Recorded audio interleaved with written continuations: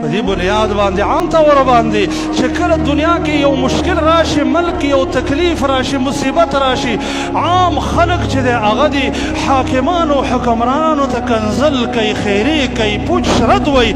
بیا خاص کر نن سبا وخت مطابق شي ریټونه اوچت روان دي، خلق حاکمانو ته کنزل کوي، هغې ته سپک سپور الفاظ وایي. ورونو دا خبره ذهن کې کېنوئ چې د دا ریټونو واک، د نرخونو واک د ملک د حاکم سره نه دی، دا د رب العالمین فیصله ده، د بره نه یې کوي. حدیث کې راځي رسول الله صلی الله علیه وسلم هغه فرمایي چې د هغه په زمانه کې غلط سعرو فی عهد رسول الله صلی الله علیه وسلم فقالوا لو سعرت لنا یا رسول الله. د الله د نبی په دور کې په مدینه الطیبه کې ریټونه اوچت شوي او نرخونه اوچت شو.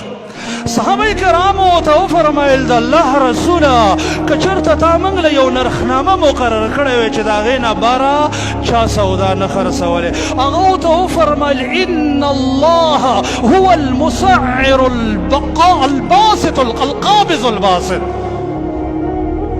نرخ زه نشم مقررولی، د دې فیصله رب العالمین د بره نه کوي. که د نرخ اوچتوالي په وجه باندې ته پریشانه شوی نو دا د رب کار دی، ته د رب سره صحیح تعلق قایم کا.